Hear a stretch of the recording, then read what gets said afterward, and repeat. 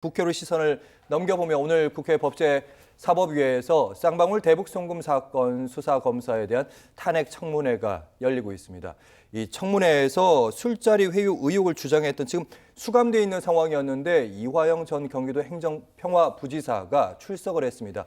여기에서 다양한 얘기들을 했는데 최진봉 교수님 보셨습니까? 예, 봤습니다. 네. 대체적으로 뭐 한마디로 요약하면 수원지검 1113호 앞에 창고가 있다고 그래요. 이건 이화영 부지사가 얘기한 겁니다. 전 부지사가. 그 창고에서 대질 명분, 대질신문이라는 명분 아래 진술 짜맞추기를 했다고 주장을 했고요.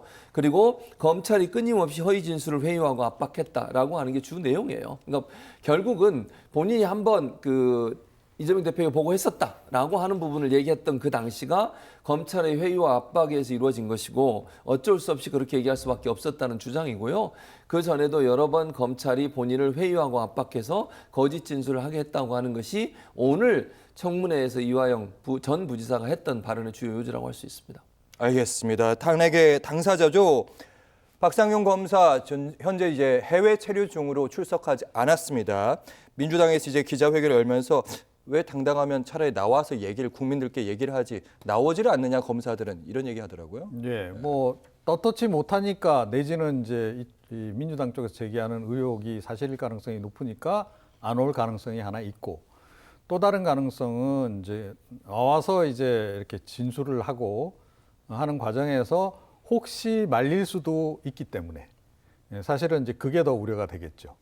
그러니까 뭐 이 말실수 한번 하면 오히려 그게 책이 잡혀서 그게 근거가 돼가지고 법적으로 좀 자기가 불리해질 수도 있고 이제 이런 상황이 있는 거죠.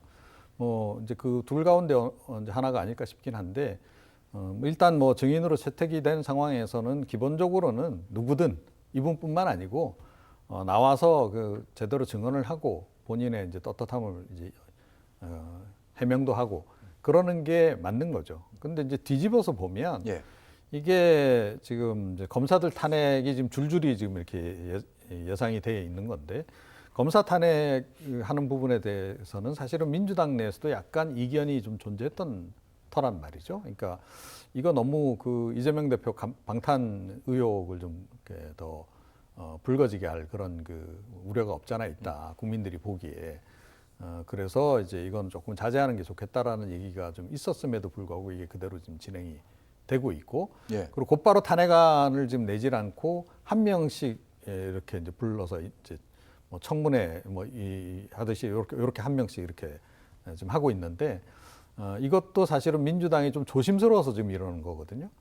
그래서 이런 부분도 이제 국민들이 이제 향후에 이제 어떻게 판단을 내릴 것인가 두고 보긴 해야 되겠는데 민주당도 사실은 좀 이례적인 일을 조금 과하게 벌이고 있는 측면은 분명히 존재한다. 이렇게 생각합니다. 알겠습니다. 이종훈 평론가님 지금 보니까 증인이 31명인데 지금 보니까 25명이 모두 불출석을 했습니다. 그러니까 청문회 증인과 참고인 나온 사람이 많지 않고 증인과 참고인석이 텅 비어 있는 모습을 봤거든요.